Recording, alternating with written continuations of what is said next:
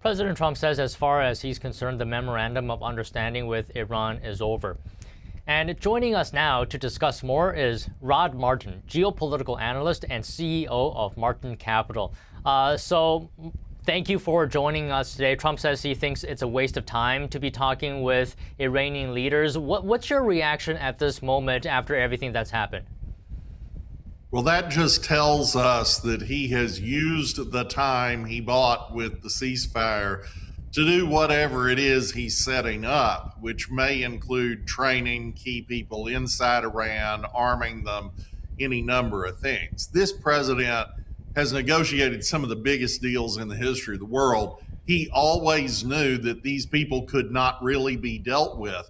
And it's not just that, it's that he has managed through this process to get them to fight each other. We have seen assassinations and counter assassinations between the mullah faction, the IRGC faction.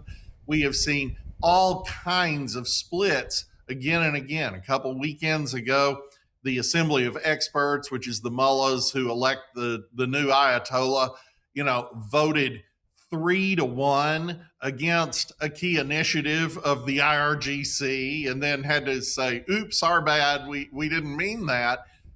He has them pitted against each other. They were never going to make a deal. But on the other hand, this is Donald Trump, so he always leaves himself multiple ways to win. One of those, of course, is, at least in theory, negotiation. But the Iranians have proven that they cannot really be negotiated with. They have proven it to the Gulf Arab states that obviously have been a little bit slow on the uptake about that, because the Iranians keep attacking them when they aren't attacking Iran. And at the end of the day, you're going to have a much more solid coalition against Iran than ever before, and we're going to get to the end of this. Okay, so what is Iran's guiding ideology here? Because it seems like from what you're describing, they're making more enemies than friends. They absolutely are, and it's just shocking to watch. I mean, if you're Iran, why on earth do you want to hit Kuwait or Bahrain or Qatar or the UAE or Saudi Arabia? Why do you want to do that? Don't you want to look like the reasonable player that is showing Muslim solidarity against the great Satan in North America? But no, that hasn't been their take from the first. From the first, they have taken out their wrath more on the Gulf Arab states, really, than anybody else, even Israel. And it's just an amazing thing to watch. Now, some of that is the factionalization. We talked about this quite a bit back in March about their much vaunted mosaic defense, which decentralizes command into 31 separate regions across the country. Well, that was always a recipe for factionalization. And some of these guys just go and do things without actually having direction from the center. But the center is fractured too. And we've been seeing that since the first Islamabad talks. These guys hate each other. The Ayatollah, if he is even alive, hasn't been seen in public, was kept away from his father's funeral. They will not let him come out in public. That tells you everything you need to know. The fight is over internal control. Some of these people are, in answer to your question, motivated heavily by 12er Shia Islam, a subset of a subset of Islam with a particularly militant bent. Some of these people are just motivated by power or by staying alive. And those cross currents are playing out in Tehran as we speak. And now they've poked the bear one time too many. Okay, so if you're saying some of these people are motivated by power or staying alive, and you're saying that there's fractures at the center. Now, when you hear the statement, and I saw this today, when Iranian officials say that the U.S. must recognize the new Iranian order in the Strait of Hormuz, how would you interpret that? Is it an empty statement giving everything that you just described just now? That is possibly the emptiest statement in human history. Iran does not have a navy. They have some speedboats that can go harass shipping. They have some missiles left that we're probably about to finish off. They have spent the last 60 days moving things around the country that perhaps we had not found in March and April, and now we know exactly where they put them. So we're just going to blow all those up too. Also, the U.S. Navy hasn't moved. We're in the same spot we were. We can clamp down with the blockade instantly, which I assume is probably what the president is about to do. He's talking about seizing Kharg Island. Well, that's 90% of Iran's exports, even if we don't obstruct them.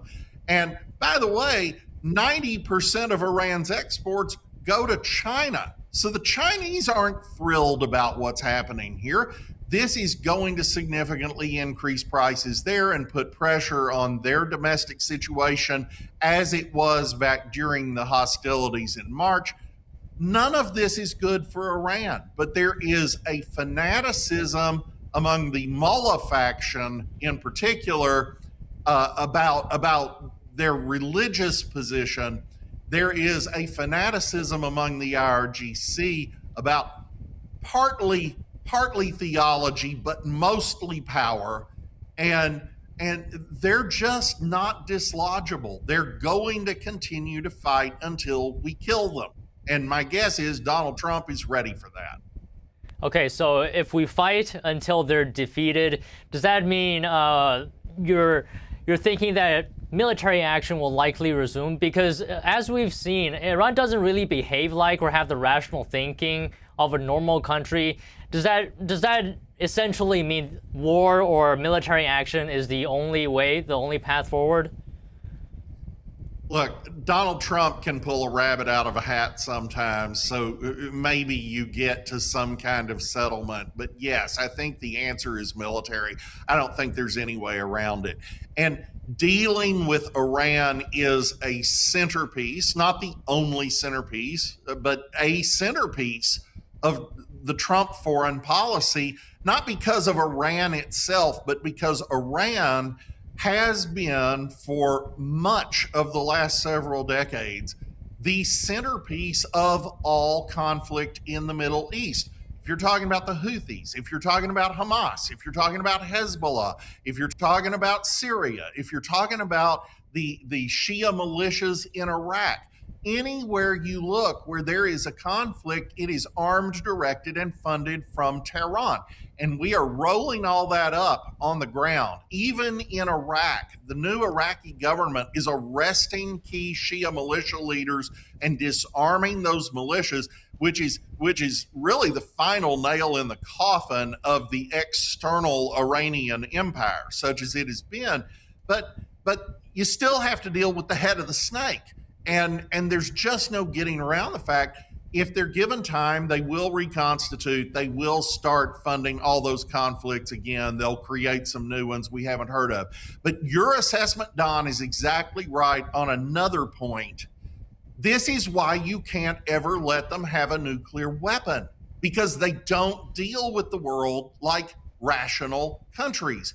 If the Russians have nuclear weapons, you have a pretty good idea of exactly what would deter their use. If the Chinese have nuclear weapons, you have a very good understanding of what they will and will not do with them, and you can act against it. With the Iranians, they want to burn the world down. And it doesn't matter how irrational it seems to us. It makes sense from their theological and political point of view, and that's the only point of view they're interested in. So the president was right to start this, and the president's going to be right to finish it, and he's probably going to have to finish it militarily. I really don't see another good option. I mean, it seems like Iran is not looking for anything practical, because when it agreed to this memorandum of understanding, it was getting so many benefits from the U.S. We removed the blockade of Iranian ports. That was one, and we removed sanctions. So Iran was standing to benefit from this, and now these actions that it's taking, it just makes you wonder if it wants anything practical. But let me just ask you one last question here, Rod. President Trump suggested potentially in the future, maybe the U.S. might take over Kharg Island. What do you think about this strategy? I think there's a decent chance that happens now. The president was very clear that he intends for this to take very little time. Now, what is very little time? I don't know. Depending on your point of view, World War II was 3 years or 6. Depending on your point of view, the Vietnam War was 8 years or 30 years. So in terms of warfare, a very short time might be 6 months. I don't know what he means. Maybe he means 6 days. But the truth of the matter is, if you want to end it quickly, cutting off the Iranian regime's ability to earn foreign cash is essential. It was essential to our victory in the Cold War. It's essential to what's happening to Russia right now as the Ukrainians are increasingly hitting, for example, the other day, they're the largest oil refinery in Omsk, a city even Hitler wasn't able to strike. We're drying up their hard currency. We're making it very, very difficult for them to continue prosecuting their war. And of course, that's essential here. The Iranians have a unique vulnerability in their putting all their eggs in one basket at Kharg Island. Honestly, that's an incredibly easy operation for us if we just want to deploy a Marine force or however they want to go about it. And there's not a thing in the world the Iranians can do about it. Moreover, if they were to attack Kharg Island in the pursuit of getting it back, they destroy the infrastructure that they have to rebuild. So yes, I think that's probably high on the menu. I don't know if the president will actually do it, but if I were in his position, I would certainly give it serious consideration. Okay, great points you made today, Rod. Thank you for speaking with us. Thank you.